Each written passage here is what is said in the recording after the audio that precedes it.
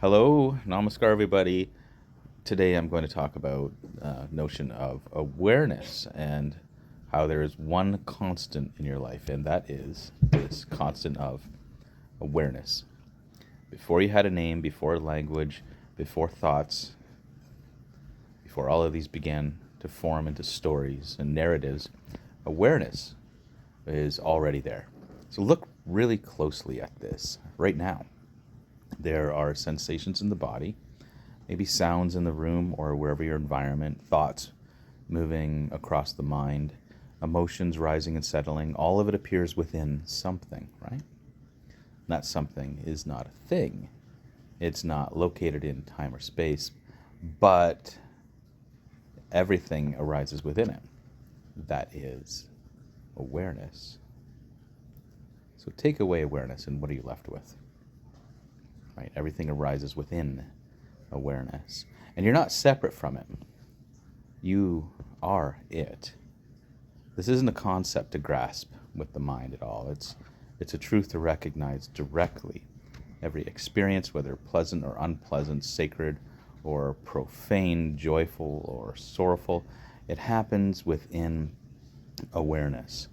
So when you look out at the world, where are you actually seeing it? You can say out there, but really everything you call out there is perceived within yourself. It's right? Not behind your eyes, but in the field of knowing, awareness, which has no edges. Like the sky appears in it, your breath happens in it, thoughts arise and fall in it. Awareness is the open field in which everything happens. And here's the heart of it. Awareness resting in awareness is your natural state. You're not trying to become something, not trying to get rid of something, just simply being before the doing. But this becomes obscured, right? It becomes obscured first with the mind. And the mind's a beautiful instrument. It's a tool for navigation, expression, memory, imagination. It can calculate, organize, interpret, but the mind is not you. It's your tool, right? It's a tool of awareness. And we forget this. When awareness mistakenly identifies with the movements of the mind, something kind of strange happens. A contraction forms. We begin to feel separate from life. We believe, I am this thought, I am this emotion, I am this body, I am this history, I am this narrative. And so the idea of a personal self is born. So this kind of self isn't bad, right? It's not wrong. It's simply illusory. It's built from identification with thoughts, preferences, memories, traumas, labels, etc. It's a structure made of mind stuff. And when we cling to it as the notion of me, we become trapped in a loop of reaction. How could it be otherwise? So this contraction gives rise to suffering. Is because the separate self has to constantly defend itself, enhance itself, prove itself, protect itself. It fears losses, it seeks gain, it compares, resents, it wants, it desires, it avoids. And in all of this, it misses the one thing that was never missing.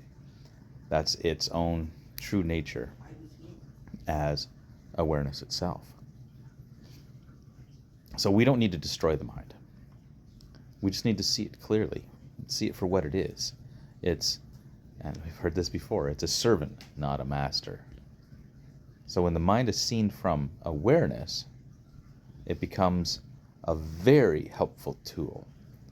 So when awareness becomes entangled in the mind, it becomes a prison. And all we really have to do here is just observe. When something pops up or something arises within the mind, we just stand back and we say, oh, this is here, right? If anger pops up, we say, anger is here. If fear pops up, we say, fear is here. If a thought of a beach and a sunset pop up, we say, the thought of a beach and sunset is here. And we remember who it is that's observing these things, right? The mind is going to function on its own. It's spontaneous. So all these thoughts will come when we stand back and watch. Emotions still come up. Life,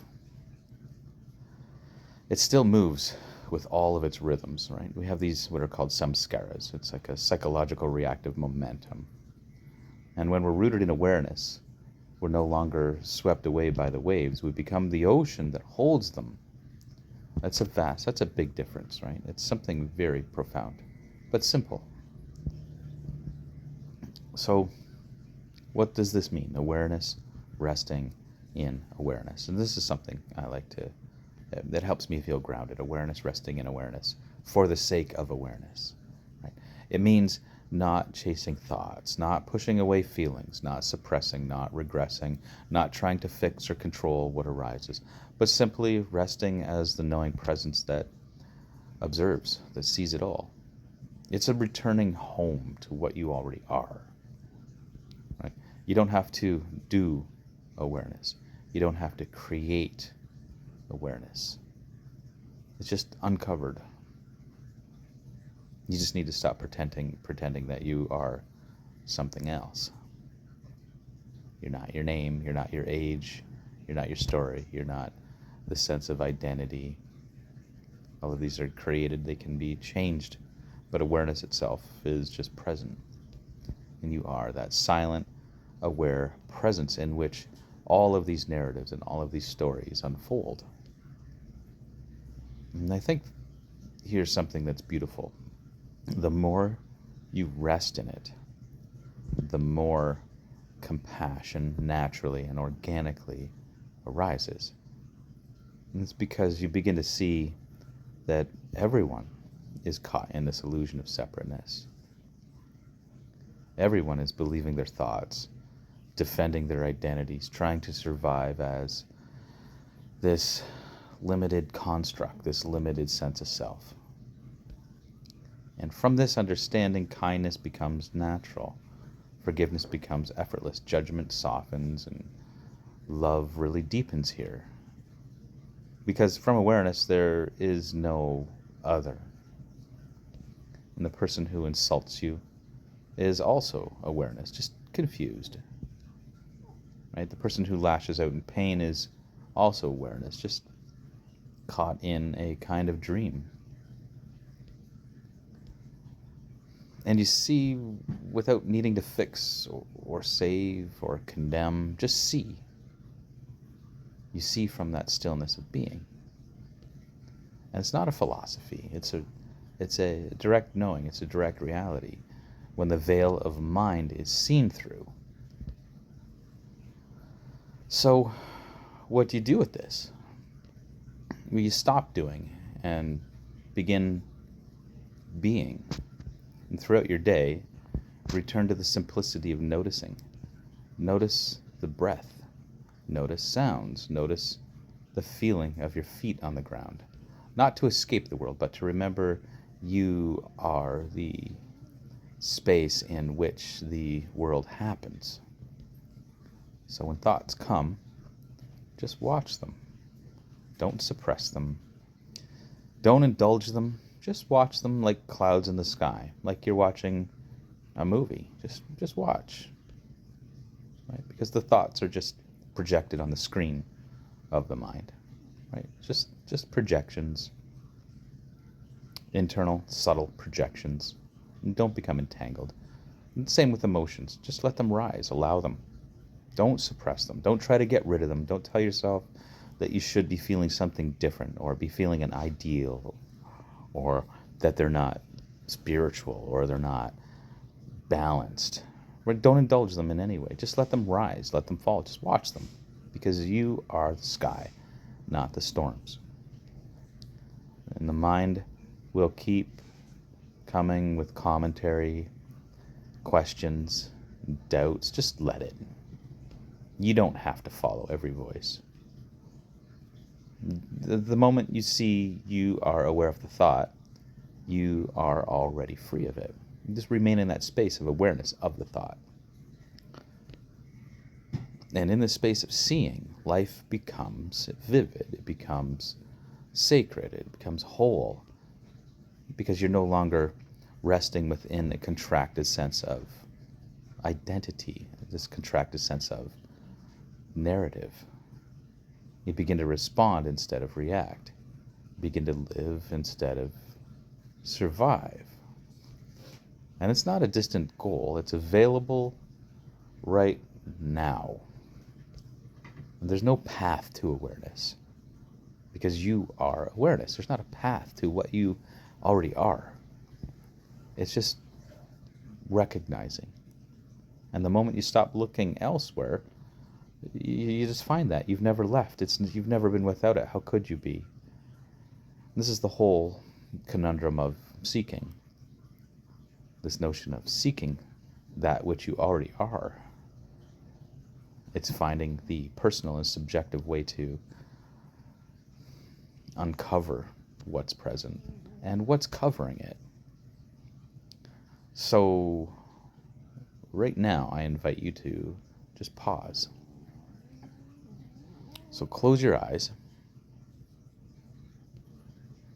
and let the breath be just natural. Just let it come and go and flow, and notice the sensations in the body. Notice the thoughts that arise. Notice the silence between those thoughts. And notice the awareness that knows all of it. Now stay in just that awareness. You are not separate from that awareness. You are that. Hum so. You are that. So rest here.